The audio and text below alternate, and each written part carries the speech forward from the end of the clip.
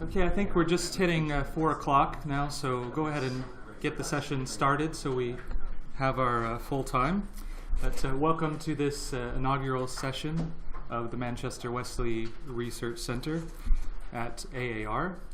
I'm Jordan Hammond, and I'm the director of the centre. And the MWRC recently became a related scholarly organization of AAR, and that's what has led to us holding this session today. The center was established in 2003, and it's a partnership of institutions and a community of scholars working together to promote and support research in the Methodist, Wesleyan, and evangelical traditions broadly. It's a resource for students, scholars, and the church. And particularly working with those MWRC partner institutions, of which there are 15 at the moment, and you can see those listed on the brochure if you're wondering about that. So passed around a brochure. There's a few others on the table over here. If you could use some at your institution, know anyone who might want one, please do pick them up and take them with you, and there's a few other flyers there as well. In this setting, I'd like to particularly highlight two things relating to the center. Firstly, that all of our public lectures, like the annual lecture that we have each June, are both live streamed and recorded, and so you can join them either way, live stream or look at the recording later. And I'll just pass around a sheet. It would be useful just to have everyone who's here put their name, just so we have a record of the attendance. And anyone who isn't on the email mailing list, if you want to be, put your email address there, and you'll find out about the lectures and other things that may be of interest that way. The second thing is we have 4 visiting fellowships that are currently open for applications. And rather than go through all of those, I printed out a sheet for you that has the 4 of them listed there. So that may be something you want to consider, or you may want to make other people aware of them. And there are some extra copies over there if you would like any others. I'd highlight particularly the postdoctoral fellowship, if that applies to you, or you know anyone, any of your own students or others you may know who are interested in that, particularly as the deadline is coming up soon, the 1st of December. So do let anyone know about that, or consider it yourself applying for that. Today we'll have presentations from a number of former visiting fellows, both of the John Rylands Research Institute and Manchester Wesley Research Centre Joint Visiting Fellowship, and the MWRC Visiting Fellowship. The main difference between those two is that the Rylands one is particularly focused on someone who wants to do a project based in the materials that are in the Rylands. Usually that's with the Methodist archives, but not necessarily exclusively. The latter could be any combination of a research project using the Rylands, the materials that are available at the Manchester Wesley Research Centre Library Special Collection, the Nazarene Theological College Library, and the Nazarene Theological College Archives, which Priscilla's paper will particularly highlight work that's been done out of the NTC archives. So this session is focused on new research on Methodism and the Holiness Movements in Britain. And so we have 2 presentations that will focus on early Methodism based on research done at the Rylands, 2 others that are based in the Church of the Nazarene archives and other archives relating to the Holiness Movements in the UK. So the idea is to highlight some of the possibilities for research in the UK on these topics, particularly in Manchester. Just a word on the format for the session. We've got roughly 35 minutes for each, about 25 minutes for each presentation, about 10 minutes for questions and comments. After the first two, we'll take a short 5-minute break and then come back for the last two papers then. One other thing, Andrew Eason, who's here, gave me a flyer, his recent book on the writings of Catherine Booth, and so that's worth checking out. It's called Settled Views, the Shorter Writings of Catherine Booth, and he has a few more copies of the flyers if you're interested in that. For the presenters, someone's kindly left these cards here, so I'll probably sit here and use them, just so you know where you are if the time is running out. Now, some of you may be wondering where David Bundy is. He's listed as one of the presenters. Well, I am he in this scenario. May not look like it, but I'll be reading his paper. And so he's torn a muscle and is unable to travel. So first paper will come from Andrew Close, and Andrew was the first of our postdoctoral research and teaching fellows, and this was in the first half of 2016, just after he finished his doctorate at the University of Edinburgh on the awakening movements in Germany during the period from 1815 to 1848. He's published several articles on this topic and other aspects of transatlantic evangelicalism in the 18th and 19th century. He presently serves as a researcher at the United States Holocaust Memorial Museum in Washington, D.C., and there he's doing research as a historian towards the new encyclopedia of concentration camps that is being worked on there. In this case, his paper is entitled Reading John Wesley Through Witz, Turretin, and Spanheim, Augustus Toplady's University Student Annotations. Thank you, Andrew. Just mind the computer there, just if you step on. Thank you so much, Jordan, and I'd just like to take the opportunity to publicly thank the Manchester Wesley Research Centre and Nazarene College for just a really hospitable 6 months. I was very grateful. I tremendously enjoyed my time, both being able to use the resources of the library on campus, as well as the Rylands Library. Also, the college was just a wonderful environment to be in for theological research. The students and the faculty were very welcoming to me as a visiting scholar, and just have very fond memories of my time there. So before I begin reading my paper, I'm going to pass around two visual aids to sort of introduce the topic. One day when I was working in the Rylands, the archivist there, Dr. Peter Nockels, recommended a unique book to me. It was Wesley's Notes upon the New Testament that had been owned by Augustus Toplady. And what makes it such an interesting resource is that Toplady wrote about 6,000 annotations in the margins. And so at this time in his life, Toplady, this was shortly after his, what he described as his awakening experience. And so the research I'm mostly concerned with in the paper is what was the theological formation of Toplady's views. Toplady in the broader Reformed milieu, and what some scholars talk about as Reformed Catholicity, being the multiple traditions, the Reformed movement in Europe, whether they're from the Dutch, the Swiss, the German, and how those influenced Toplady as a young man through reading Latin commentaries.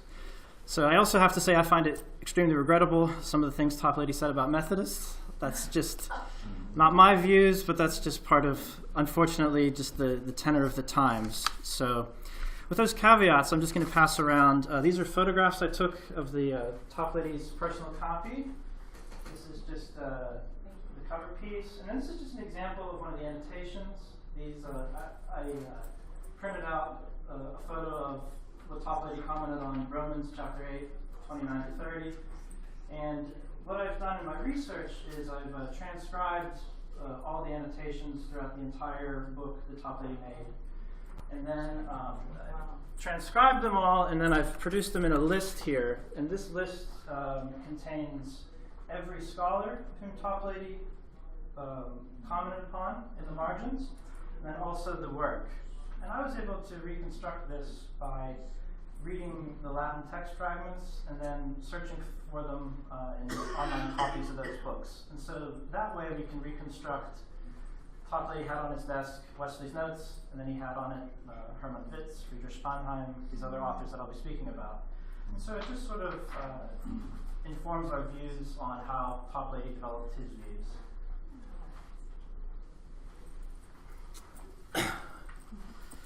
So Augustus Montague Toplady's name is synonymous with the Reformed theological tradition within the Church of England, particularly for his impassioned contributions to the Calvinist-Arminian debates throughout the 18th century and the so-called Evangelical Revival.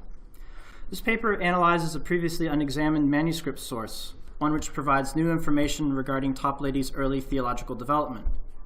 A copy of John Wesley's explanatory notes upon the New Testament that Toplady heavily annotated during his time as a student at Trinity College, Dublin.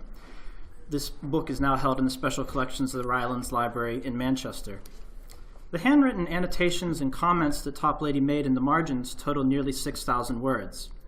These notes provide additional information regarding the development of Toplady's views of John Wesley and Methodism, and opinions which he would not put into print until 1769. Moreover, in his annotations of Wesley's translations of the New Testament passages and their accompanying commentary, Toplady grounded his glosses and criticisms of Wesley's exegesis and systematic theological conclusions by citing the works of 14 theologians, ministers, and other Christian writers, almost all of whom had lived during the 17th century. In 18 places in the New Testament, Toplady cited Anglican, Puritan, Presbyterian, and Baptist authors. However, most of the referenced scholars belong to the Reformed churches of Germany, the Netherlands, and Switzerland, and Toplady cited the following authors in 36 places: Theodor Beza, Friedrich Spanheim the Elder, Andreas Essen, Francois Turretin, Friedrich Spanheim the Younger, and Hermann Witz. Indeed, 3/5 of all of Toplady's citations are to Witz's work, The Plan of God's Covenants with Mankind, Turretin's Theological Institutes, and Spanheim the Elder's Questions about the Gospels. Toplady's annotations provide further details regarding the literary theological influences that led him to adopt Reformed theology after his religious awakening experience as a teenager. They also suggest that Toplady's Calvinism, which is how Toplady always referred to his set of beliefs, this was rooted in the European Catholicity of the Reformed traditions. Thus, from what these annotations tell us about the breadth of theologians whom Toplady read, it becomes possible to view his theological disagreements with Methodism from a new perspective. In the latter controversies that he had in print with Wesley, Toplady was not only engaged in these discussions just merely as a matter within the Church of England. Toplady was rather advocating for in his own country the general Reformed consensus which had been identified in the previous century, articulated by the faculties in Geneva, Heidelberg, and Leiden. Toplady's early confidence in the Catholicity of the Reformed theology fueled the tenacity and zeal with which he later participated in his debates with Wesley.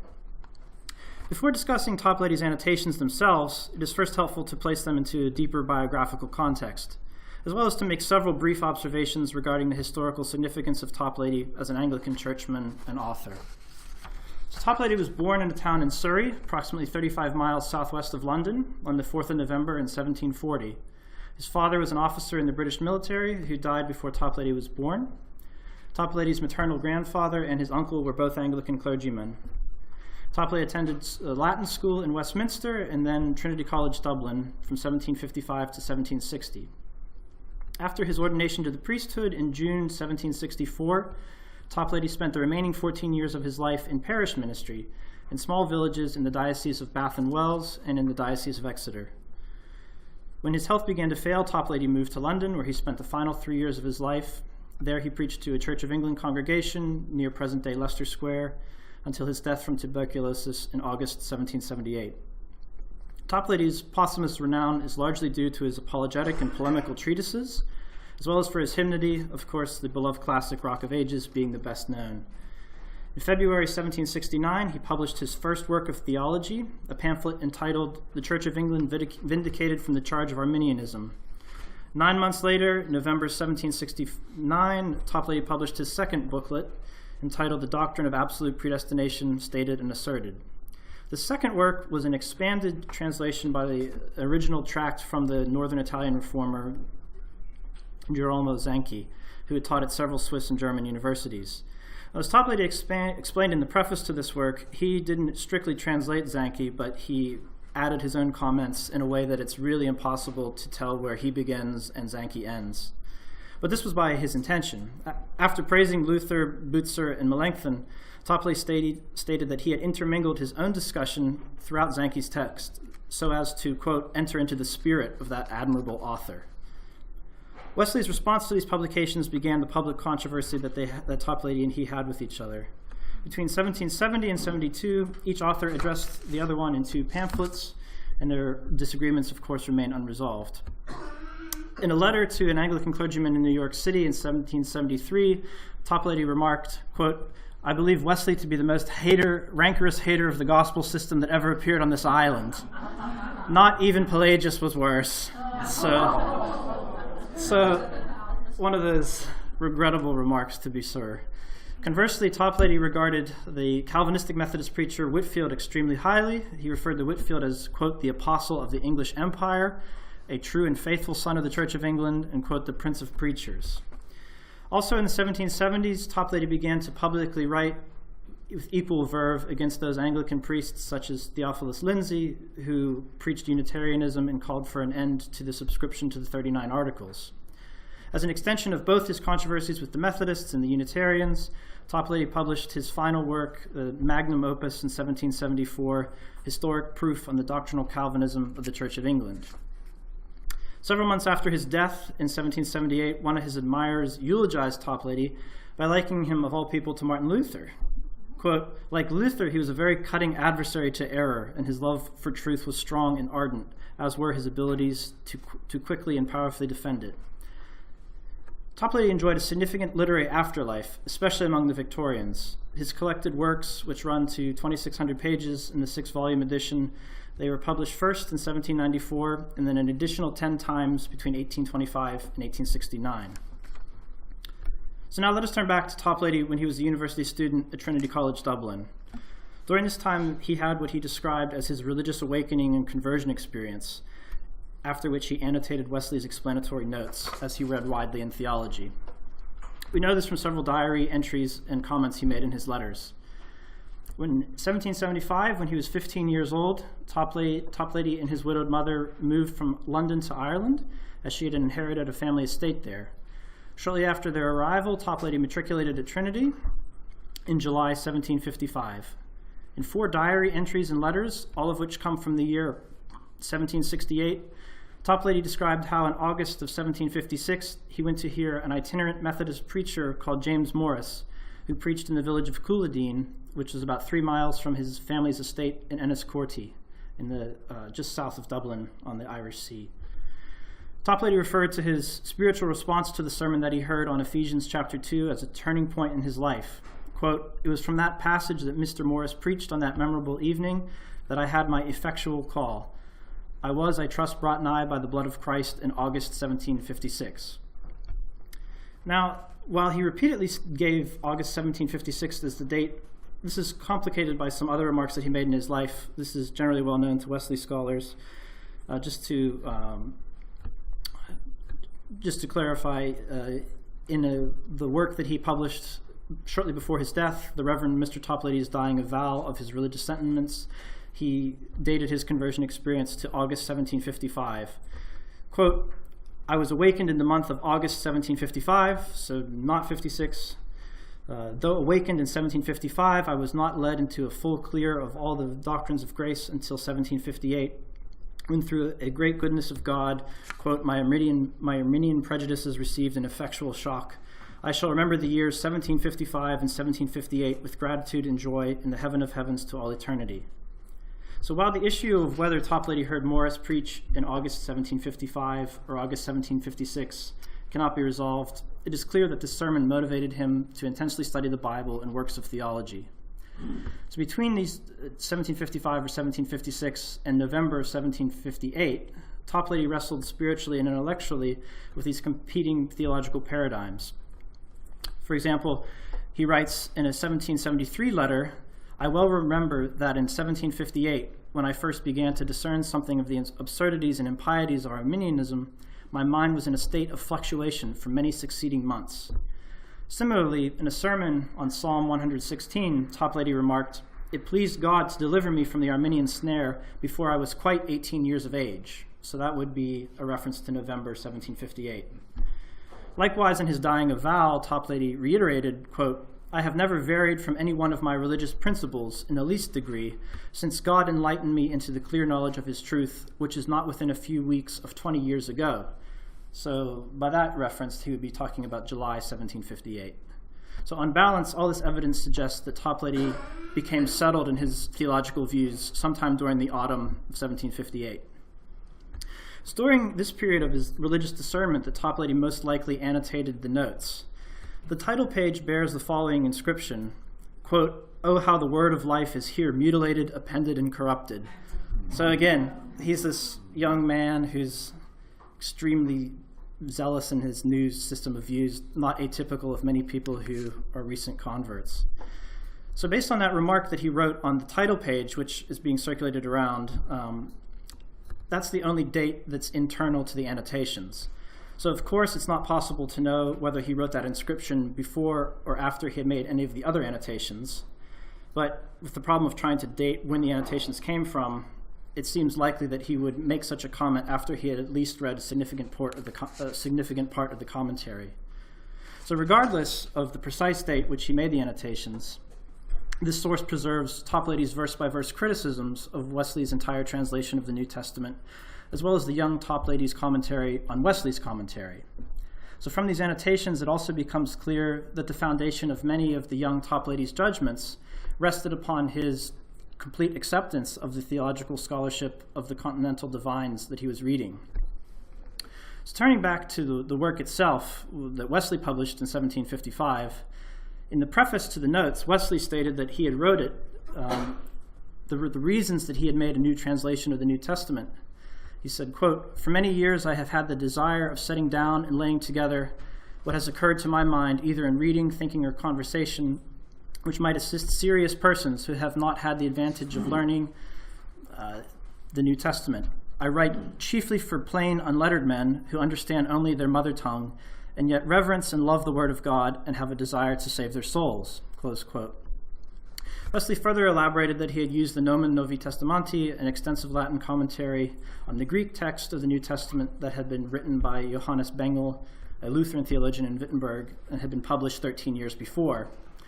Wesley used Bengel to make about 12,000 textual changes to the King James Version. That statistic is from an article by the Methodist scholar Robin Scroggs, who contributed an article to this in the American Academy of Religion in 1960. Toplady, as he's reading Wesley's translation of the New Testament, he took a very dim view of these changes to the Authorized Version. In the margin alongside Wesley's stated aim of, quote, "writing for plain, unlettered men," Toplady commented, quote, Happy had it been for Mr. Wesley if only unlettered men had read his horrid commentary, for then he would not have been detected in his many mistranslations," close quote. So again, I think the image of Toplady, he's a teenager at this point, and he's very animated in his views. And that's representative of the type of snide remarks that appear throughout the commentary. Through these annotations, Toplady accused Wesley of having inaccurately translated passages that would otherwise prove difficult for certain tenets of Methodism. For example, in Wesley's translation of Luke 8:18, Jesus' conclusion to the explanation of the parable of the sower, Toplady observed that Wesley had omitted the third-person singular verb dokei, he seems, from his rendering of the verse, while Wesley had improperly translated the verbal infinitive to have, and instead rendered it in its third-person singular, he has. So it's a minor point of contention, but Wesley most likely made these textual choices in order to conform the Luke account of the parable to the parallel accounts in Matthew and Mark, which indeed have the other forms of the account. So it's not quite clear-cut that it was a mistranslation error, as more of an editorial decision. However, Toplady was not very gracious when he looked at this, and he railed in his annotation, quote, "Who gave this butcherer, this mangler of the word of life, authority to take away what he pleases and add what he pleases? This is to make the gospel of Christ Wesley's gospel." So the use of such harsh language here reflected Toplady's view that there was a significant theological difference to the word choice, being that the removal of the verb in question, he seems, obscured the specific teaching of the text, that all good things which those who are not among God's elect have in the course of their earthly lives, they actually only seem to have, so that seem is really the critical word in this verse. Because they are reprobate, they will not possess them after their death. Similarly, Toplady objected to Wesley's translation of John 12:39, the passage following Jesus' final teaching in Jerusalem before his crucifixion. Whereas Wesley had translated the text, therefore they could not believe, according to what Isaiah had said again. Toplady preferred a different rendering. On this very account, they were not able to believe, because Isaiah said again. So these are minor distinctions, but Toplady thought they were very significant. He said, "It is astonishing. Did Mr. Wesley think that he was the only one who could read the Greek text? I am amazed that he would give the world such an occasion of questioning his integrity by such a wretched false translation." Close quote. So these kind of examples proliferate.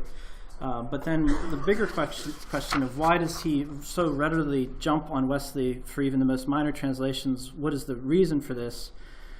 I believe it's found in how he totally accepts the Reformed exegesis.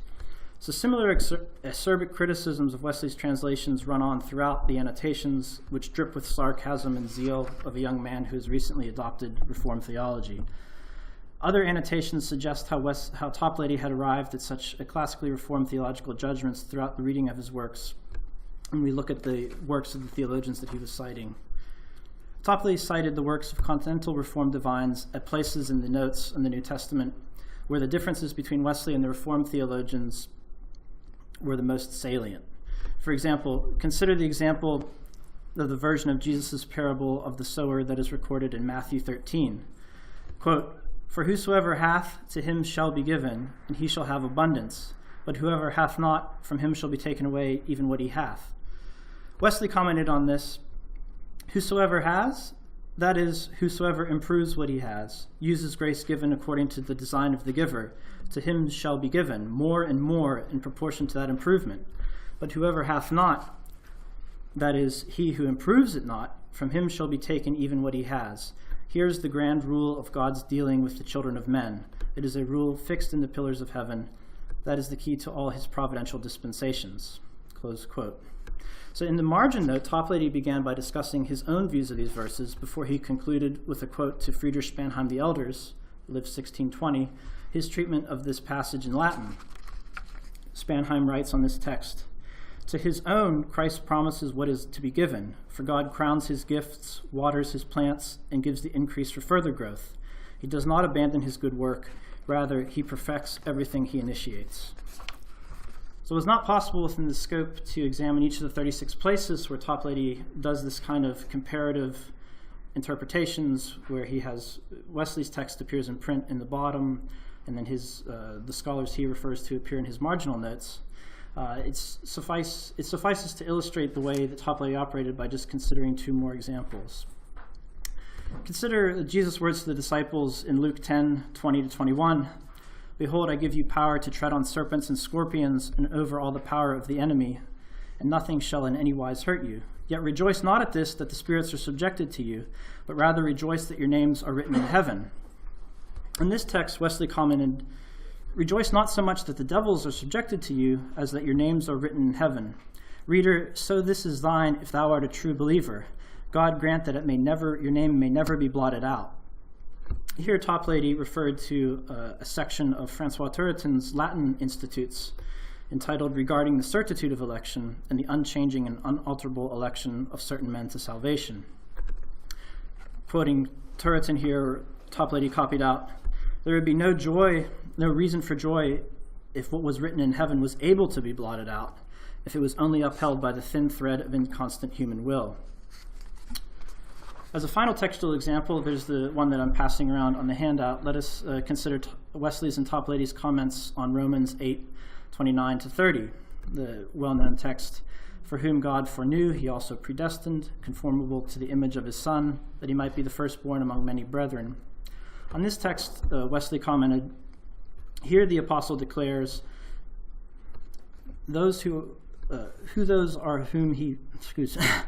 Here the apostle declares those whom he foreknew, namely those who are conformable to the image of his Son.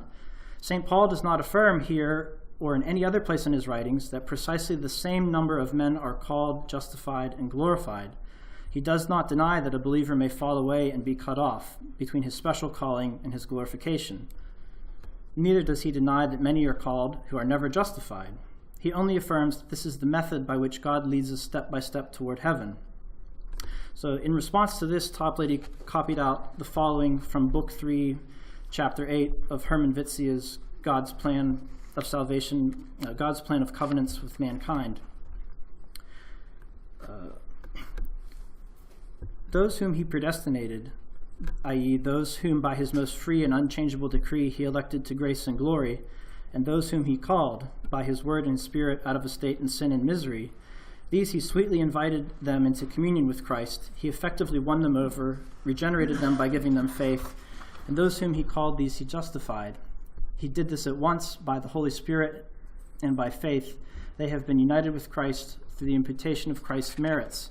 These he is freed from the guilt of sin and himself granted the right to all the good things that are in Christ, as much as in grace as in glory.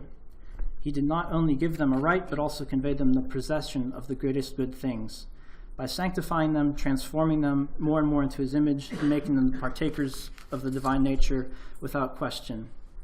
Close quote.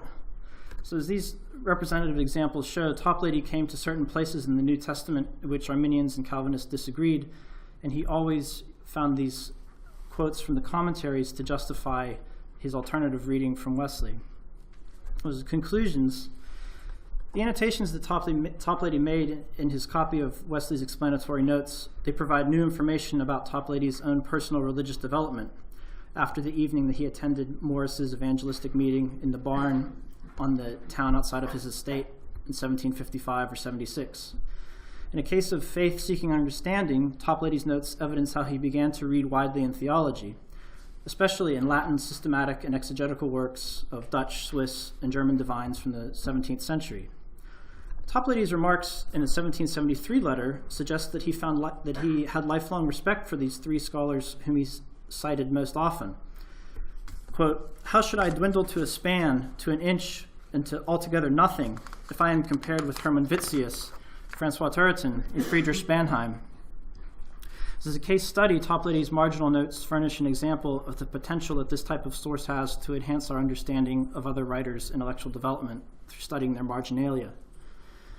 Toplady concluded in his magnum opus, his 705-page historic proof of the doctrinal Calvinism of the Church of England, quote, "From what has been observed relevant to the great historic Protestant doctrines, which are now distinguished by the name of Calvinism, we may too easily perceive how deeply and how generally we are totally revolted against them and gone from the religion of Jesus Christ." Toplady's annotations demonstrate that how the criteria by which he measured the health of Calvinism in England had been significantly shaped by his understanding of Calvinism from Europe. Thank you.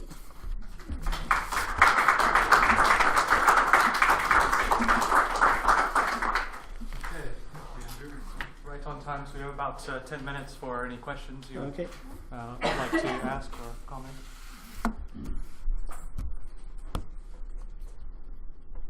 Yes, please.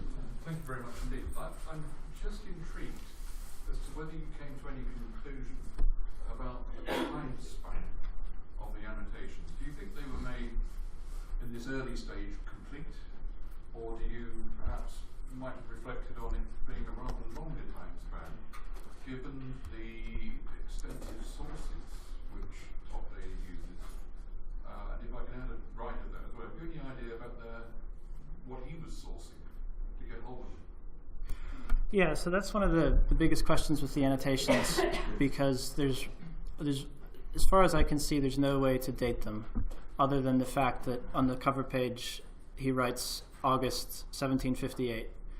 So but that accompanies his critical remark about the butchering of the text. So when I look at that date, I think that the only way you could reach that conclusion would be that by the date that you wrote that, you had to have read some of this. It would just seem crazy if you just wrote it for no reason. So there must be some. And then to try to date that, that's why I looked so much at the diaries and the letters. There's 6 places in the letters and the diaries where he talks about between his hearing the sermon in the barn and all these struggles with the development of his views, that's how I developed the. And we also know that he's at Trinity College, Dublin during this time. It's when he would be in between his third and fifth year of studies there. So I've tried to find a catalog of Trinity College Dublin for that time to see if the Latin works that he's quoting are held in the library. Unfortunately, I was not able to get that catalog from that century for Trinity College. So I'm just afraid that, as best as I can tell, those are the reasons why I think that it's from when it is. But it does seem plausible that Trinity would have these books, because these are major figures. So, but I'm afraid that beyond that, I just don't know a way we can date these. Yes, thank you. And fascinating research.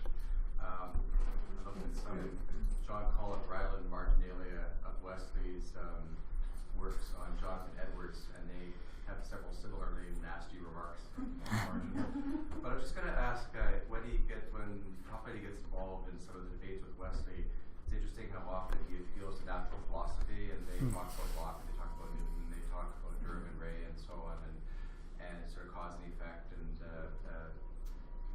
sort of the mechanistic order being fixed, and so on. Is there any sign that he's interacting with natural theology or the Boyle lecturers or natural philosophy when he hits like Romans 1 and other the key texts? Or is it just these narrowly exegetical theological reform works that he's interacting with? So the list that I passed around is exhaustive. That's every single text that he makes in the commentary. I've also gone to Emory University, where Toplady's manuscripts are housed. So his biographer, he lived in Northamptonshire, and then I think he sold the papers to Emory. And so, according to the Oxford Dictionary National Biography, that's the only known repository of Toplady papers. And so I've looked at all of them, and I don't recall seeing the scholars that you mentioned in there. But there's a lot more Huguenots in there. So it's interesting that I think this pattern continued over the course of his life.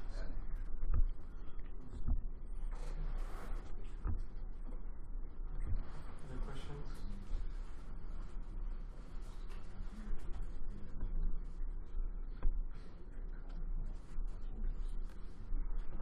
Yes. I'm just curious, your journey from this work to your current work at the Holocaust Museum, and is there a connection?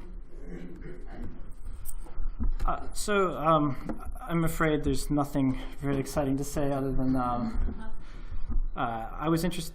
I did my master's degree in the North Shore here. I was at Gordon Conwell, and then I was interested in German religious history on Erweckungsbewegung, this idea of Christian renewal, partly from the Pietist tradition, partly from Orthodox, confessional Lutheran, and Calvinist traditions in Germany, what that looks like after the Enlightenment. So that's what I was doing my PhD on, and then I met Jordan at several conferences, and I was excited to hear about the opportunity at the Rylands. And when I was there, I met the archivist, Dr. Knuckles, and he told me about this source. And then I'm afraid to say there's nothing more interesting other than I was just looking for academic positions, and I had previously done an internship at the Holocaust Museum, and then this research position opened up, and they just needed a German historian to work. So it's totally separate, obviously, from, yeah. Could I give that a second bite of the cherry? Sure. Again, well, thank you very much indeed. I think my second question is really just to ask you to, if you might reflect a bit on Toplady's Calvinism. And a silly question, why was he a Calvinist? But was he not swimming against the flow in terms of the Church of England, at least? What was it then that, I mean, apart from the precociousness which you beautifully illustrated, what was it that drove him in the way that he went theologically at a time the Church of England was, frankly, Arminian? Well, what's so interesting about that is, as far as I can tell from the papers I looked at in Emory, it's just ironic to me that he repeatedly refers to himself as a Calvinist, but we have all these notes from all these figures from the 17th century. There's virtually no notes on Calvin at all. And so there's even the textual evidence that he read the Institutes is very, very thin. And so the same is true for Wesley and Arminius, by the way. There's almost no evidence he read Arminius. So why he became persuaded of this, that's really the central question. I wish I could have a real definitive answer other than I think the closest sources that we have to that are the different places in his sermons where he just describes, it's not very satisfying. He just says he was convinced of, that's really the best I can do, I'm afraid. Irresistible grace. Well, no. I think you'd look back there if you look at Whitfield's letter to John Wesley and trying to make that case about who's really using the article on predestination rightly. Whitfield's driven by this sense that I'm the real Church of England person because I still believe that article and you don't anymore. And so I think that comes along and is inherited by something like that. I think it's also, I completely agree. I just wanted to add as an addendum to that, so much of what I mentioned referred to his just his quarrelsome spirit, but then there's equally places in his letters where he speaks very highly of the dissenters, and so it's just another character of him that someone asked him to preach in their pulpit, and he said, anyone who's an evangelical, I expect to see them in the kingdom, or they're my brother. It's just, I feel like I'm totally committed to the Church of England, and for that reason, I cannot come into your pulpit.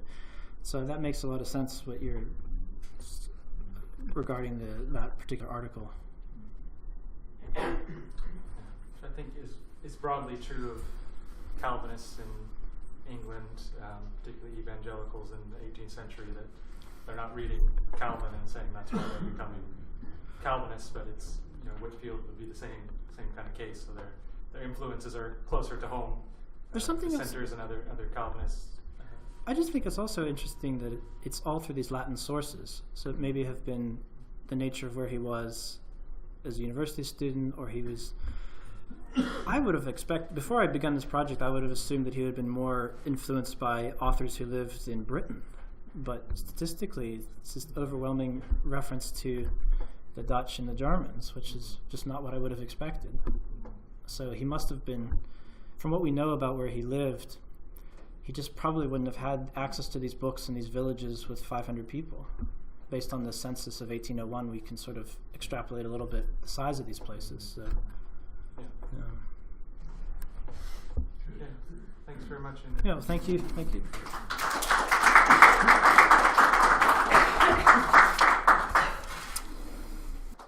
So this paper, those of you here at the beginning mentioned that David Bundy wasn't able to travel due to torn muscle in his leg, so this really started with him research as a visiting fellow in the summer of 2015, and it's become an ongoing work on the British Holiness Movements in the late 19th and early 20th centuries. Some of you will know a little bit about David's work. He's a kind of polymath whose specialisms include early Syriac Christianity, but this has been the key area of focus most recently on the British Holiness Movements. He's been resident in Manchester most of the last year and a half, where he's serving as Associate Director of the Centre, and he is also Research Professor of World Christian Studies at New York Theological Seminary. So I'm afraid I'm not able to replicate David's jolly nature or accent either, but those of you who know him, you can imagine him here in my place. So his paper is titled Sophia Chambers, Founder of the Holiness Church, a case study of Victorian entrepreneurial religious leadership. The Holiness Church, founded by Sophia Chambers, was an interesting and ephemeral presence on the British Victorian landscape. It is also one of the rare denominations in any country founded and led by a woman. Mrs. Chambers, as she is primarily known in the sources, remains mysterious, as are most of the persons associated with her. There's not much information on them outside of the periodical Holiness Advocate, the subtitle of which reveals its mission, the clearest work on entire sanctification published. It was edited by Sophia Chambers from 1884 to her death in January of 1887. The publication and church did not long outlast their founder. The context for Sophia Chambers in late Victorian England is centered in the experiences of British Methodist women. The last half of the 19th century saw a diminution in the roles of women evangelists and circuit preachers, even in Methodist denominations that had been significantly built by women. This came as the search for social acceptance and respectability led to exclusion of women leaders on the model of the Church of England.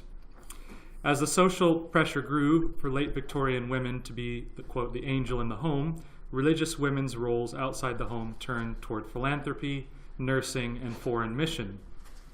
Sophia Chambers stood over and against those tendencies. As a result, she was quickly forgotten in the memories of her communities and in historiography. She was too different from the norm. This essay argues that the leadership approach of Sophia Chambers, and by implication other radical holiness leaders, provide additional insights into the gender roles and issues of the late Victorian period. The Methodists discuss the extant sources for Sophia Chambers and the Holiness Church, reconstruct her life and church, and present her theological framework. Then attention will be given to the developments in the transition of power after her death, before reflecting on her approach to leadership. Firstly, sources and limitations. Sources for Chambers and her Holiness Church outside the Holiness Advocate are diffuse and unsatisfying. Advertisements in newspapers and an obituary of Mrs. Chambers are the main sources. There's tantalizing inconclusive evidence in a history of the same named but unrelated Holiness Church of Southern California and Arizona. No formal or significant informal relationships with the USA Church have been found. However, from its Pacific Herald of Holiness were reprinted numerous articles in the Holiness Advocate. Sophia Chambers was aware of other radical holiness periodicals. Among those cited are the Holiness Evangelist, published in Oakland, California, of which only one fascicle is found in a library. The Vanguard, and The King's Highway, a British Methodist radical holiness serial publication. Publications of a few USA radical holiness figures were reprinted without attribution of source. There were efforts to be in contact with her American co-religionists, but reference to her or her church is yet to be found in other radical holiness periodicals. Lost are a number of tracts, booklets, and annual reports for the Holiness Church, as well as a history of the Holiness Church written by Sophia Chambers. These were listed for sale in Holiness Advocate, but no copies have been located. Short notices and advertisements, as well as an obituary, have been found in secular newspapers and public records. The limitations posed by the sources are clear. The most extensive, the Holiness Advocate, is an insider and public relations publication. Such periodicals often obscure as well as illuminate. They describe activities of the Church, provide access to preferred theological positions, and provide some information about Chambers and other leaders. As far as I can ascertain, only 4 scholars have briefly mentioned her: Jack Ford, T. Rennie Warburton, Charles Edwin Jones, and David Bebbington. Sophia Chambers in extant sources. Complications for finding data about Sophia Chambers in public sources are exacerbated by the lack of chronological details, and the commonality of her surnames. In the Holiness Advocate, we learn that she was once Mrs. Sophia Clark, but from the beginning of the periodical, she was known as Mrs. Sophia Chambers. The first name sometimes abbreviated to S. Chambers, or simply Mrs. Chambers. She was the mother of Miss Clark, whose name we are not told, an accomplished organist, and it appears two or three sons surnamed Clark. R.H. Clark, the oldest child, and Walter J.C. Clark. Both sons describe their conversions and experiences of sanctification and subsequent life of faith and contributions to their mother's periodical. Another text mentions 3, your own children, Walter, Nellie, and Johnny. In the Holiness Advocate, Sophia Chambers published in 1884 a letter of her entirely sanctified 9-year-old son, Johnny, no surname is given, who was at Snowd Hill Farm, Canterbury, the site of one of the Holiness churches. Thus, her last child would have been born about 1875. It is probable that she was the mother of 3 or 4 children with her first husband, and perhaps a 5th. It would appear that the eldest child, R.H. Clark, was born about 1867. No information was provided about the first 2 husbands. Sophia Chambers was reasonably well off financially. She had funds to support her family and ministry and to obtain property in London. By 1887, she had acquired 5 buildings in London. There's little information about donations, and the periodical did not beg for money. Shortly before her death, she married Charles Clift, about whom no information has been found outside the Holiness Advocate.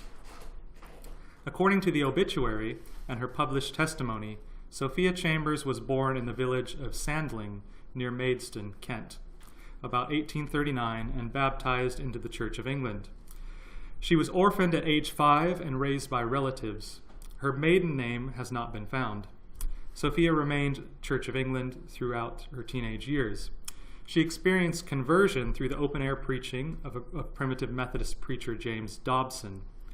Sophia became a frequent participant in primitive Methodist services, but when asked to lead a local prayer group, panicked and left to join the Wesleyan Methodists. She remembered, "They wanted me to become a public woman, which I refused to be." After what she considered a period of backsliding, she heard a sermon on entire sanctification by Dr. W. Woods Smith at Maidstone. No indication of the chronology was given in either her testimony or in the obituary. R.H. Clark, her son, indicated it was before 1878. Later, realizing there were many nominal Christians in the churches like herself, she decided to devote herself to holiness evangelism. Anne Jones and M. Royal, her devoted assistants, wrote enthusiastically, "Soon the Lord laid it on her heart to devote herself solely to the work of holiness among believers, because she proved there was great need of the church, and that if the church of God were sanctified holy, the conversion of sinners was sure to follow. So step by step the Lord led her, using her, instructing her, guiding her, blessing her, and making her a blessing to hundreds, until she commenced her work in London, Yorkshire, and Kent. Small in the beginning as a grain of mustard seed, until now the Holiness Church has become well known in the world as a powerful agency in the hands of God to bring all Christians to their blood-bought privileges." The newspaper obituary noted, "During a period of some 7 years, Mrs. Clift was instrumental in opening the branches of a work at Hull, Scarborough, Leeds, Folkestone, and London, where there were now strong and flourishing churches. It is unclear exactly when she began her frenetic development of the Holiness Church. If the obituary is correct, she would have begun her project at about age 40. The process for achieving credibility and access to people remains unknown, as do the steps taken to form the congregations. The earliest reference observed is in the testimony of N. Noakes, in which she described her response to the visits of Mrs. Chambers, Mrs. Jones, and Miss French to Hastings in 1880 and 1881 to hold missions in our mission hall. Newspapers thus far digitized do not appear to contain advertisements of meetings or evangelistic campaigns which she led or in which she participated. A narrative of the Holiness Church under the leadership of Sophia Chambers. The Holiness Church grew quickly. When the first fascicle of Holiness Advocate was published in January 1884, the directory on the back cover for the Holiness Church gave addresses for congregations in 13 cities: London, Ramsgate, New Romney, Tottenham, Canterbury, Dover, Scarborough, Beverley, Leeds, Whitby, York, Greenwich, and Margate. Most advertised 3 services on Sunday as well as daily service at 7:30 in the evening. This was already a network of churches and their pastors under the leadership of Mrs. Chambers. The number of holiness prayer groups and congregations was volatile during the years of publication. Numerous cities, towns, villages, and farms are mentioned in articles as permanent or quasi-permanent meeting sites, but do not enter the directory.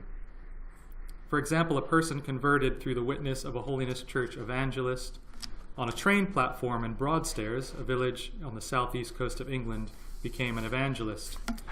He or she reported 50 persons sanctified, some having joined the new evangelist in forming a congregation that is never listed in the directory. Women were crucial as both evangelists and donors. The earliest record of holiness evangelism by Sophia Chambers reports she was working with Anne Jones, who became an influential organizer, editor, and speaker in London and beyond, as well as Alice French, who was leading holiness meetings in Chatham before 1882. Properties and at least 4 instances were provided by women. Chambers owned the buildings in London, in Morley, near Leeds. Mrs. George Garrett allowed use of her expansive, centrally located home as the meeting site for the Holiness Church in Morley. After her death, it was sold, but its former use was included as an identifier in the advertisement. In Hull, M. Horton established a Naves-linked villa boarding school and hosted Naves-link complex, the Holiness Church in Hull. Another building rented by the Holiness Church from another woman appeared on the rental market. Near Canterbury, a farm at Snowd Hill provided a worship site, often outdoors for holiness believers, although the congregation then moved to other farms that provided easier access to more people. Holiness conventions served as major recruitment venues. The first held in London was on 26 December 1883. After the event, many of the participants came to Finsbury Hall, which was her headquarters, for more information, resulting in the entire sanctification of between 60 and 70 souls. In that report, Chambers anticipated similar conventions in Greenwich, London, Whitby, and York during the week of Easter. There were numerous holiness conventions and camp meetings at farms in Kent, sometimes with tea and dinner provided on the grounds. Missionaries were supported, although no references are found in the periodical to missionaries being sent by the Holiness Church itself, and the extent and loci of that support are not mentioned. The Hackney and Kingsland Gazette reported upwards of 1,000 persons last year professed to have acquired a state of sanctification at meetings of the Holiness Church in London. The leadership of the congregations was male. The women, Chambers and Jones, continued to evangelize, but as congregations were established, as far as it can be ascertained from extant data, women were not installed as pastors. Even in London, where the congregation was firmly led by Chambers and Jones, Charles Clift was apparently in charge of day-to-day management and pastoral work as a surrogate for Chambers. Charles Clift is exemplary of the people Sophia Chambers drew about her. In a testimony published in the first year of the Holiness Advocate, his first acquaintance with holiness teaching was reading material by Robert Pearsall Smith. He attended the Convention for the Promotion of Scriptural Holiness at Brighton in 1875. He reported the spiritual struggles as he lived and worked in Chatham, where he was led into an experience of sanctification by Alice French. Still searching for spiritual stability, he migrated to London. He attended a meeting led by Mrs. Chambers and became engaged in the project. Clift was a prolific contributor to the Holiness Advocate, and the third fascicle was published, his first article, and articles continued to flow from his pen, mostly London news and spirituality essays. He was often credited with being crucial to the success of the work of the Holiness Church in London. Clift preached in the open air in London and was supportive of the efforts to reform society being undertaken by holiness Christians and others. He increased the circulation of Holiness Advocate to 6,000 copies monthly. Charles Clift and Sophia Chambers were married in Leeds on Friday, 16th July, 1886. E. Huskinson, the pastor of Leeds Holiness Church, performed the marriage in the Congregational Chapel, whose pastor, the Reverend W. Mile, gave an impressive, loving, and valuable address expressing his sympathy with and appreciation of the Holiness Church. At this point, the Holiness Church had at least 37 different sites with congregations. Mrs. Sophia Clift died Sunday, 16 January 1887. Anne Jones noted that her death was not unexpected because her health had deteriorated, partly at least because of overwork.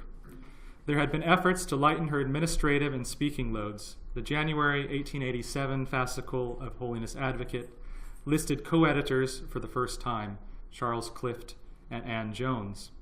The funeral brought together about 500 friends and converts. She was buried in Abney Park Cemetery, London. Indicative of the problems to come, E. Huskinson came to London during the last weeks of her life, both to support the work in London and to position himself in the leadership. He was asked by Mrs. Clift to preside at her funeral. Other leaders, both male and female, spoke, but Huskinson was in charge of the event.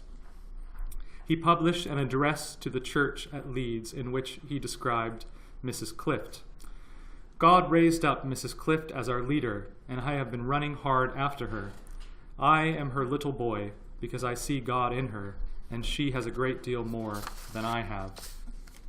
The transfer of power at the time of Sophia Chambers Clift's death. Mrs. Clift specified that her successors would be a team of male pastors of Holiness Church congregations: T. Petch in Scarborough, G. Hambrook in Hull, E. Huskinson in Leeds, and C. Clift in London. There was no mention of the women who had supported her and worked with her. The transition did not go well. After a few months, Huskinson's small publications started to displace others, including those of Chambers on the list of books for sale.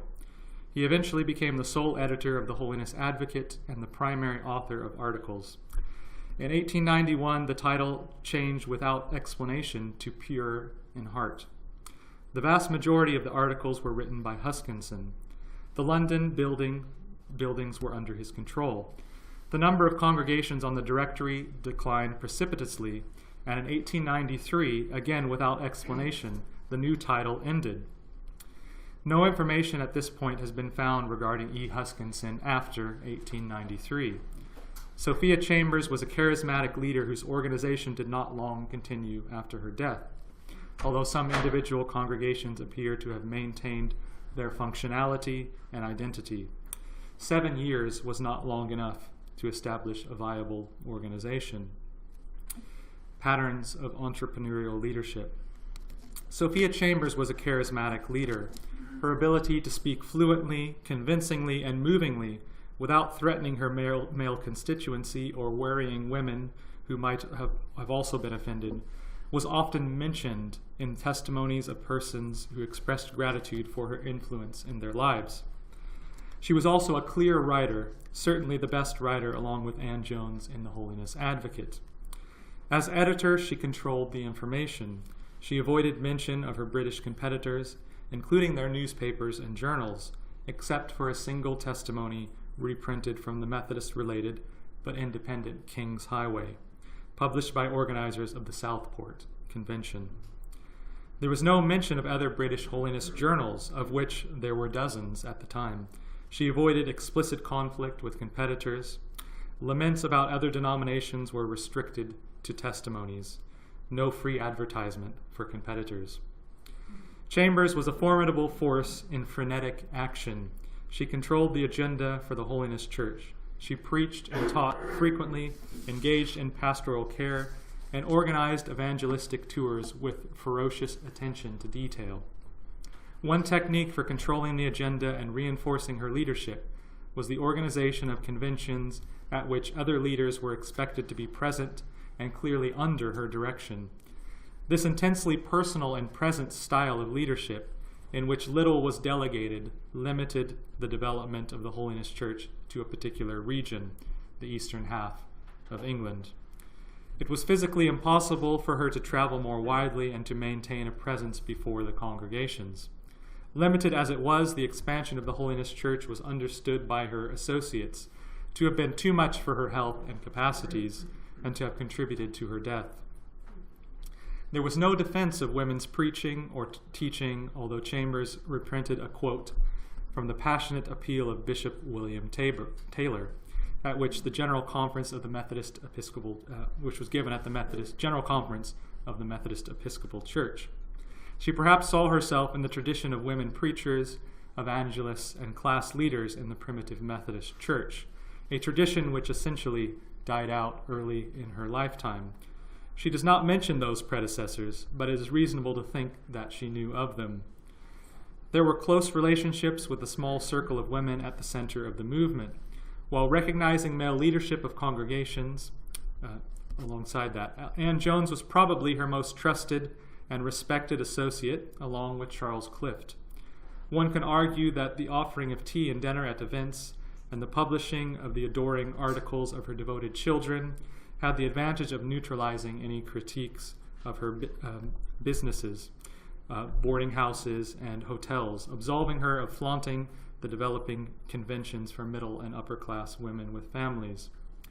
Sophia Chambers is unique among British radical holiness women in that she was not dependent on a dominant male, and that she created a viable movement independent of earlier ecclesiological structures. She was following what she believed to be the biblical Pentecost patterns. She deserves to enter the canon of figures important to our understanding of radical holiness movements in the United Kingdom, as well as more generally of Victorian women.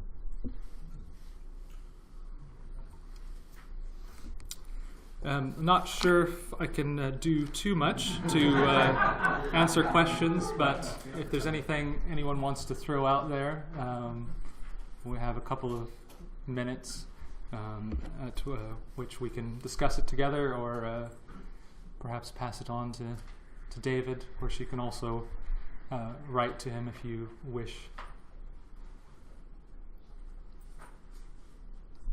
Yeah, Kelly. There's absolutely no explanation for why she left everything to the men and not the women. Is that, am I correct in that's what you were saying?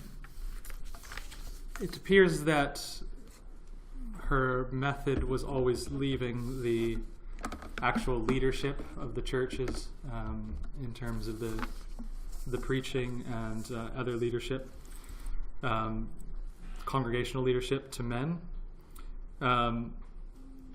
So from my understanding, what he says in terms of the transfer of power in that document, she only mentions men. She doesn't mention any of the women supporters.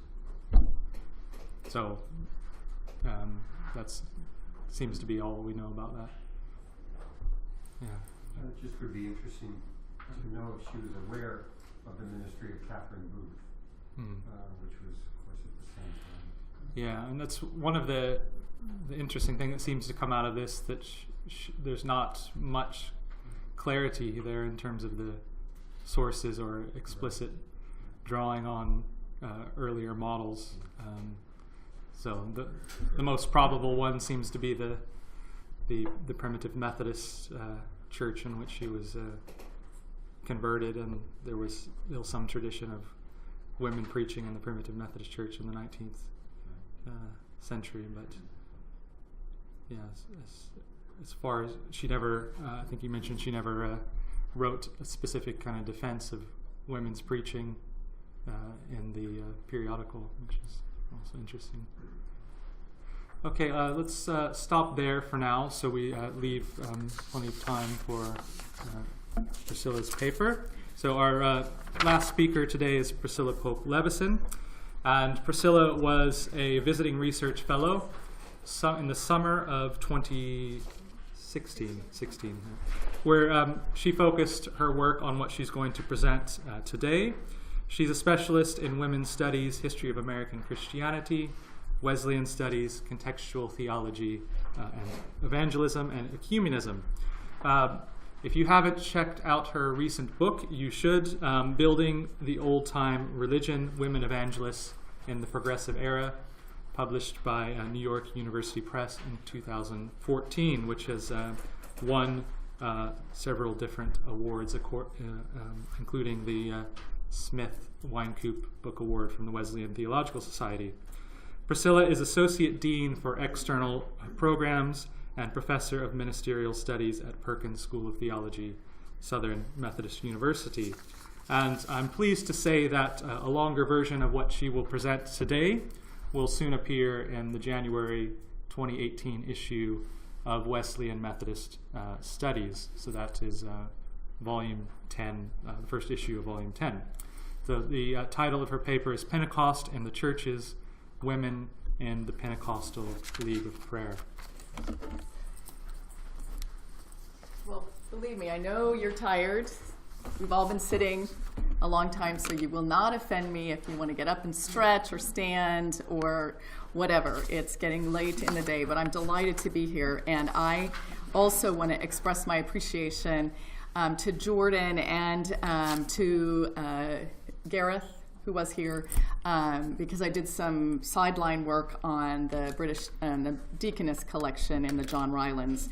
If you haven't been to the MWRC, you literally live with the archives because you're allowed to have a key, not to the archives, but you can keep them. And it was just amazing because and there are materials there that are not found anywhere else. So, for instance, I'd never heard of this organization, the Pentecostal League of Prayer. I've done a lot of work on the American Holiness Movement, and my whole purpose for going to the MWRC was to look at the transatlantic connections with the Holiness Movement, and they're amazing. I was saying to Gareth and David last night that pre-internet, pre-phone, these people knew what was going on and were back and forth with each other. You mentioned Catherine Booth. I want to say that in the longer article that's coming out in January, I do a comparison of Reader Harris's article, Female Ministry. I'm going to start with a quote from that and how dependent he is. I would even say if it were my student, I would say he almost plagiarized. Certainly the framework of her female ministry and starts and ends in a very similar fashion. So that's in that longer piece. But I promise you I've cut this down and you'll see my outline. This is what the Tongues of Fire, of course it was bigger, I made it smaller, but this is what the Tongues of Fire journal looks like, and this is what I became immersed in at the MWRC. What conclusion, this is a quote, what conclusion must every candid reader arrive at after careful examination of the passages quoted above?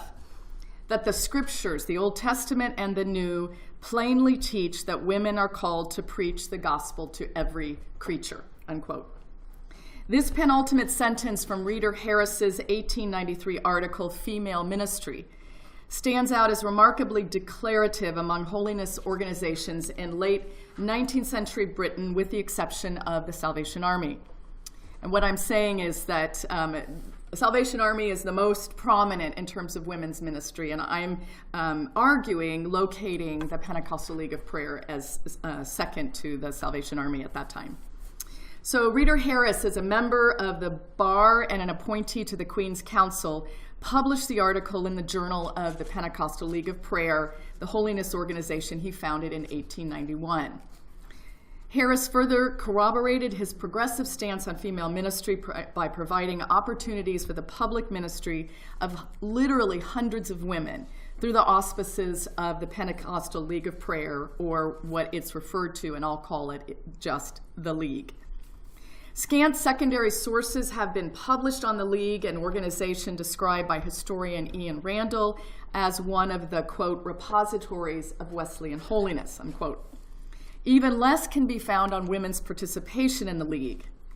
Given the paucity of these secondary references in comparison to the magnitude of women's public ministry championed by the League, there is clearly a need for a comprehensive explication and presentation. This paper, rooted in a detailed analysis of more than 2 decades of the League's monthly journal, Tongues of Fire, and I'm glad to say that they were not in Latin. I'm very impressed with the Latin reading you did.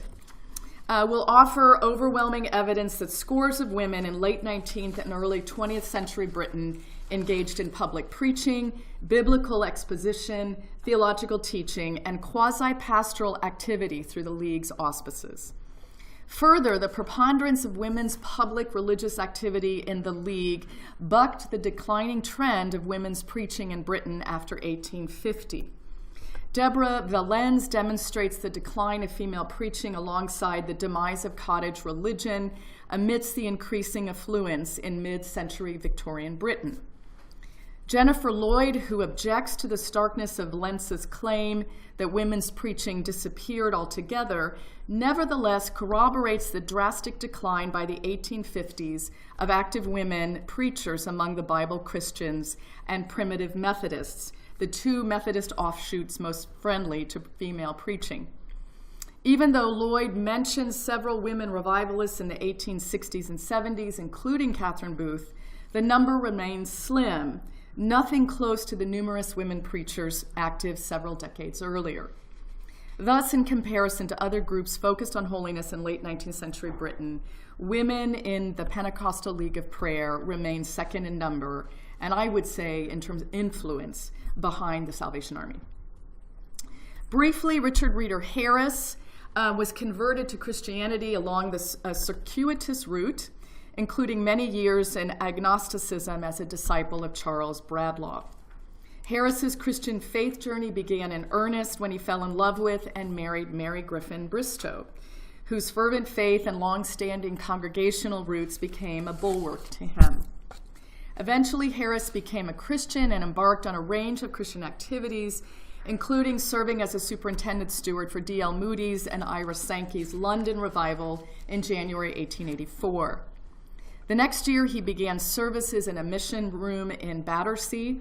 Now, forgive me if I'm not pronouncing the British names correctly. You can correct me afterwards.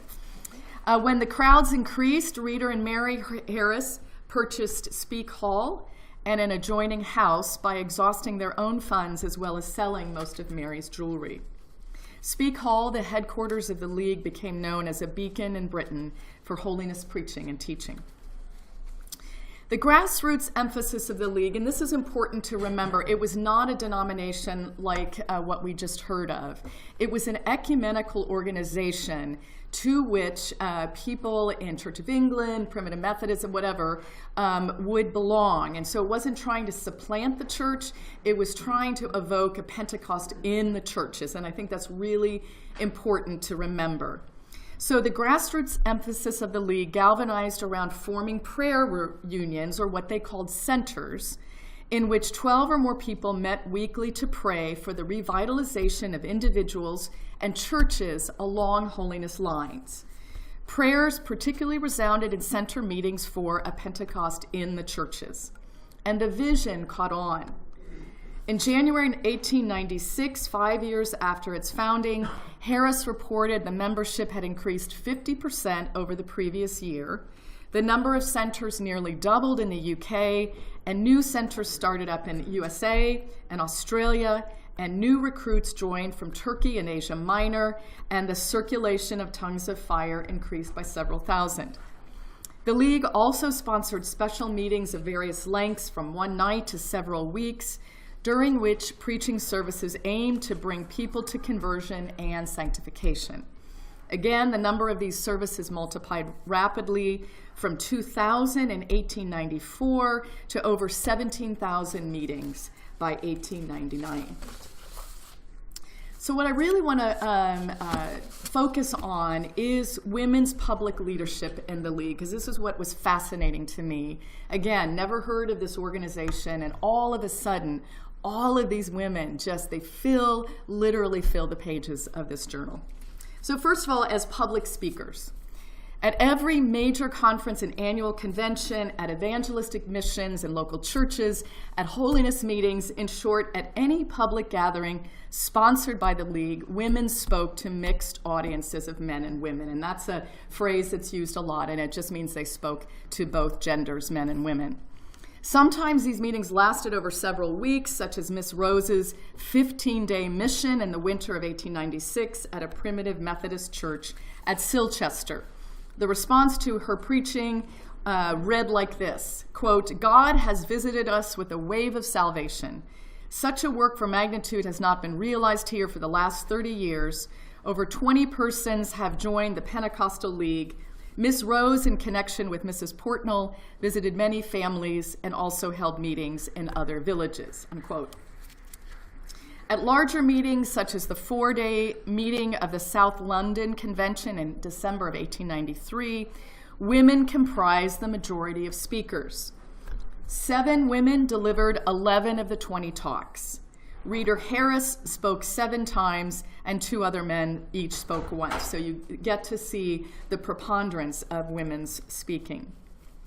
Upcoming missions and meetings advertised in Tongues of Fire showed a preponderance of women in leadership. In fact, to attend one of the advertised meetings in October 1899, one would have had to exercise extra diligence to avoid a meeting led by a woman. Of the 23 locations from Leeds to Long Ditton, from Sydenham to Southampton, women led meetings in 16 out of the 23. Even more remarkable, in many locations, clergymen supported the gathering. So in Eccles, Manchester, in the town hall from October 8th to 16th, Miss Schofield and Miss M. Sturdy led the meeting, quote, "at the invitation of the vicar and supported by ministers of other denominations," unquote. Women as writers. Along with the spoken word, women writers contributed a published piece to every issue of Tongues of Fire. From testimonies to theological teachings, from sermons to meeting accounts, women's written word filled the journal's monthly pages. When added up all together, the number of different women's names attached to the various writings exceeds 100. And considering that many women contributed multiple articles, like Gertrude Cockrell, whose theological teachings spanned more than a year of the journal, the amount of women's writing in Tongues of Fire was staggering. Further, the bulk of women's writing was original and contributed by current league participants. Only a few excerpts from other holiness journals were included by internationally known women like Phoebe Palmer, Amanda Berry Smith, and Jenny Fowler Willing. Through their writing, and now I'm moving from writing to their writing as Bible teachers. Through their writing, women taught the Bible to Tongues of Fire readers. Mary Harris frequently wrote mini commentaries on scripture passages, like 1 John 1:8, "If we say we have no sin, we deceive ourselves, and the truth is not in us." She began her comments by pointing out that this verse was often taken out of context to prove that sin is not fully eradicated and remained in a person. And just so you know, Reader Harris was adamant about this doctrine, and it frequently appears that sin can be eradicated was his stance. In opposition to this interpretation, she directed readers to consider the entire context of verses 7 through 10, particularly the preceding verse which declares that the blood cleanseth from all sin, and in the verse following that God is faithful and just to cleanse us from all unrighteousness. She led the reader through the passage backwards, beginning at verse 10, moving on to verse 9, and then at verse 8, she notes the past aorist tense in Greek, and finally to verse 7, ending with the declaration that, quote, "This cleansing enables us to walk in the light, for holiness is light." And so that's just I know it's hard to look at this, hear this verbally, but it's just an example of a woman as an expositor of Scripture, which has been one of the big reasons why women couldn't preach. They could exhort, but they couldn't be teachers as in expositing Scripture. And there's evidence, written evidence, that they did. Theology teachers. Women also taught theology to Tongues of Fire readers. Again, I mentioned Miss Gertrude Cockrell between 1893 and 1894 covered the basics of a systematic theology course.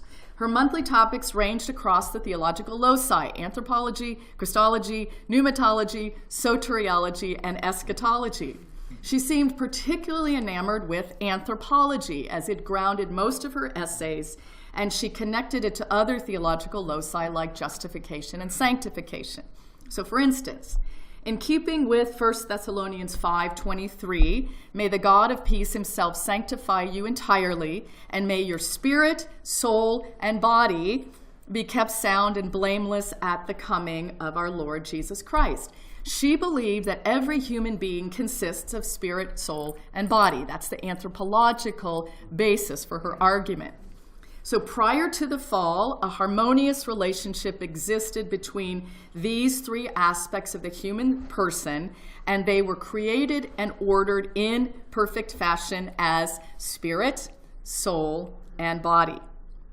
But then in the fall, disharmony arose between these three aspects, and they became reconfigured and reordered within the human person as body, soul, spirit. So again, it was spirit, soul, and body, then become inverted, body, soul, spirit.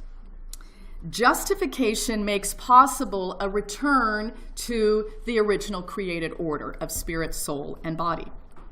In sanctification, the triune God joins with the trinity of man's being, spirit, soul, and body. And Cockrell encouraged her fellow Christians to wake up each morning and claim that God the Father, God the Son, and God the Holy Spirit would, quote, fill our threefold being of spirit, soul, and body, and recognize his presence as the day wears on, unquote. In articles like these by Gertrude Cockrell and speeches delivered by women, we see clearly the empowerment of women to exercise full authority to teach the Bible and theology to tongues of fire readers and to gathered audiences at League-sponsored meetings. Moving on to League Secretary. Another position of women's public leadership and ministry in the organization was to serve as a League Secretary of a center. Remember, I said the centers were those grassroots weekly prayer meetings. Centers sprung up in chapels, mission halls, YMCA headquarters, and in churches of many denominations, like a Free Wesleyan Methodist Church in St. Keen, Cornwall, the Bethany Christian Lay Church in Sunderland, a Primitive Methodist Chapel in Sunderland, and St. Mary's Parish Room in Bury St. Edmunds. The League Secretary exercised both administrative and spiritual leadership over the center. Administratively, the secretary kept track of the members' names, encouraged and collected subscriptions for Tongues of Fire, and managed the group's finances. As a spiritual leader, and this is where what I'm, as a woman pastor, I'm really interested, that I think they exercised quasi-pastoral leadership. The secretary would organize and run the weekly 1-hour holiness and prayer meeting, which consisted of prayers, a short talk on holiness, and on occasion half-minute testimonies by League members. Each center depended upon the spirituality and earnestness of the secretary. That was actually a quote by Mary Harris, that they depended upon the spirituality and earnestness of the secretary. In this respect, each center's fervency and longevity revolved around the secretary, who in turn held responsibility for the spiritual well-being of participants. The number of women listed as a League secretary in December 1899 exceeded 42%, or 100 women among the 234 League secretaries. 6 years later, the percentage in February 1905 was only slightly less, at 40%. In that same month of 1905, in London and its surrounding suburbs, women outnumbered men 18 to 11 as a League secretary. A handful of women maintained their position as League secretary for more than a dozen years in the same location. In that capacity, they exercised longtime care and oversight of the male and female members in that center. Because the centers were not divided into groups by gender, women serving as a League secretary retained spiritual authority over both men and women. And even more remarkable, because clergy and laity met together in the centers, female League secretaries oftentimes led the holiness and prayer meetings, where clergymen participated as a member, not as the spiritual leader. Okay, down to my final point. Reader Harris and women's leadership. The impact of women in public ministry and leadership through the League changed people's minds on the appropriateness of women as religious leaders. The Reverend Lawson Forster, a congregational minister, wrote a letter to the editor published in Tongues of Fire about the difference it made for his wife to witness Mary Harris's preaching at a conference of ministers and Christian workers on December 1st, 1893. And this is what he wrote in the letter to the editor. My wife, before Mary's mission at the church, deprecated women talking, as she thought, an undue part in Christian work or public teaching. But her heart became touched by divine grace, filled with the love and spirit of God, and she began to speak for God, and has continued to speak for God ever since with very wide and wonderful results. Many members of the church became new creatures. The great and general need of the church today is, I feel, a whole army of spirit-filled men and women cleansed from sin and overflowing with God, unquote. Women's positive influence in this regard extended beyond Britain, as reported by Miss Emile Eath in Zurich, Switzerland. Quote, I can only give you an idea of the work God is doing, and I want you to remember my double difficulty, starting the Pentecostal League and starting female ministry, the pamphlet, to mixed audiences, which is absolutely new here. I am glad to tell you that my friends quickly bought up all the copies of Mr. Reader Harris's booklet on female ministry that I brought from London last November. I believe that this will help to bring liberation to our women, unquote. From the League's inception, Reader Harris opened the floodgates for women's involvement and leadership in every capacity in the organization. Women responded with alacrity to opportunities to preach in churches and at conventions around the country and beyond, to teach the Bible and theology in person and through the pages of Tongues of Fire, and to administrate and oversee laity and clergy who participated in center meetings. Considering the hundreds of women engaged and the extent of their leadership, it is clear that the League provided a momentous avenue for women in public ministry among British religious movements in the late 19th and early 20th centuries. Still, a pivotal question for this study remains to be considered. I'll do it very briefly. Why did Reader Harris exhibit from the outset such advocacy for female ministry? This is my answer, and this is where I am right now. Well, who knows what else I'll decide, but there remains another influence, a very personal one, that guided Harris uniquely, and that is Mary Griffin Bristow Harris, or Mrs. Reader Harris.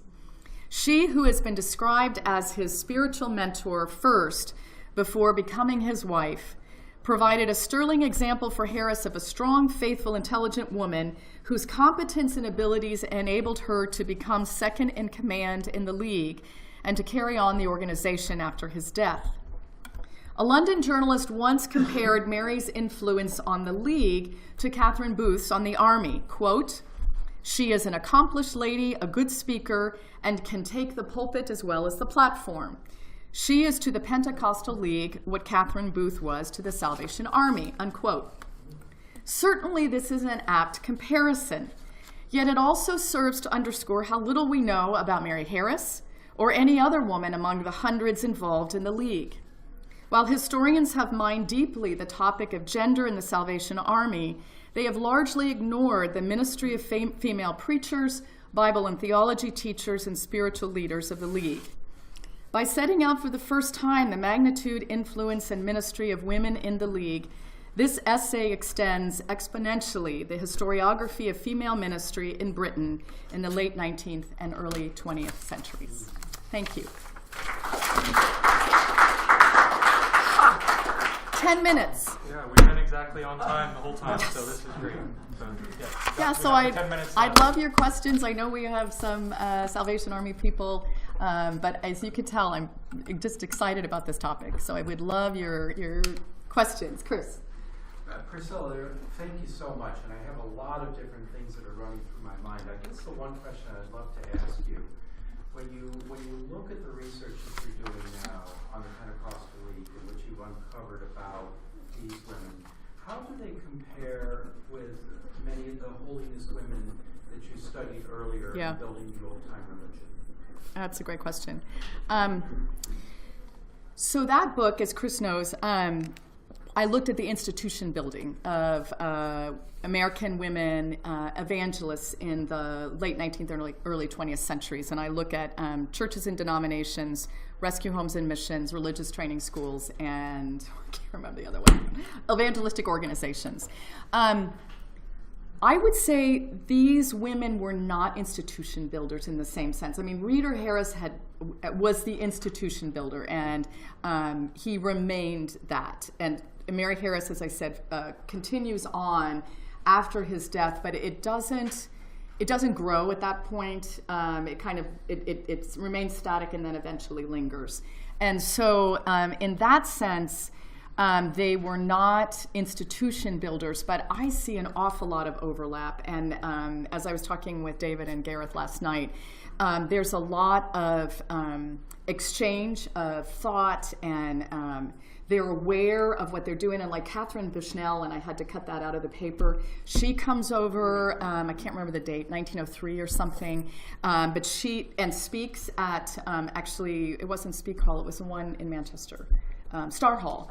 And Reader Harris includes an article by her in the Tongues of Fire. So there's a lot of similarity in what they're doing. I mean, you can look at evangelistic missions in Britain and North America in the same time at the same time period, and they're very, very similar. But in terms of the women in that book, they were really institution builders. But I do want to say just a real quick response to what David Bundy presented. And what I've uncovered in that book was that the women who started these denominations really had a hard time with the next generation. Yeah. And what I was really disappointed in that book is that they did not empower other women to be raised up to follow after them. In every case, when they had a male heir, they passed it on to their son. And so that first generation of women leaders really dies out. I was surprised actually with the longevity of some of these league secretaries, that they're going for more than a dozen years. But there's a lot of similarity, but in terms of institution building, it's not in this particular organization. Thanks. Yes? A question for you. I just was struck by how David Bundy's paper yes. intersects in terms of chronology. Yes. I don't know whether you've been a conversation partner with him, but not about Sophia Chambers. In Tongues of Fire, Sophia Chambers folks, I didn't know about it. Right. So Bundy is just amazing. I mean, he picks up a carpet and there's a holiness organization there. So he's, it's really true. He can find them everywhere, and he is a polymath. So, I wish I had known her name, because you're right. There's an absolute, chronological. It certainly butts up and even overlaps. And when I get to go back to MWRC, I would love to look for her name, because it didn't. And what I'd like to do, and I don't have my computer with me, is because I kept a record of every every woman's name that I came across. And so what I'm going to do when I go home is see if she's there. I just, when you have over 100, it's hard to remember all of them. So, but that's a great question, and I do wish I'd known about it when I did this research. Yeah, we know some of the Pentecostal League of Prayer meetings eventually kind of came into Church of the Nazarene churches. Yes. It's interesting with Sophia Chambers. It would be another interesting thing to trace, whether you could trace any of those. One of the early Nazarene churches in Morley, Leeds. So whether there's any connection, that's probably yet to be seen. But the Star Hall is another interesting interconnection between the Salvation Army and other holiness movements, which it came into the Salvation Army, but the Nazarene church that I go to in Manchester also claims the lineage from Star Hall as well. So there's lots of interesting holiness overlap with all of this. Yep. Any other questions? I know you're tired, and I don't mind letting you go. Do you know anything about the membership, the composition of the membership of the Pentecostal League of Prayer, like in terms of gender? I would say, well, from, again, they don't they'll talk about the number of members, but you don't know. But I would, I don't know. Women were probably the majority. They usually are, in these things. But there were a lot. Obviously there were a lot of men involved as well. And I think especially because it encouraged people to stay in their churches, and it has this incredibly ecumenical flavor, which not a lot of holiness organizations had, to be honest. That I would imagine there were, both genders highly represented, but no, I don't know, statistics. Yeah. So presumably, sort of from charism follows leadership, and so the sense this is Pentecostal, that women are involved in ministry, leadership in these sorts of ways. But did the argument work the other direction that if this is the organization with the second most sort of involvement of women like this, that because there are these women involved, we're therefore Pentecostal, this is a sign of the Spirit? Do you know what I mean? Well, in Pentecostal at this point is not they're not using Pentecostal as it becomes used later on. Small p, yeah. It's Donald Dayton Wood, and eventually, if I'm not mistaken, because the league lasts till the 70s or something. It lasts a while. Finally, kind of dies out. In fact, I think I looked at the website and it's still. Yeah, it actually closed very recently. Yeah. 2012. That's right. Yeah, I'm sorry. slowly. Yes.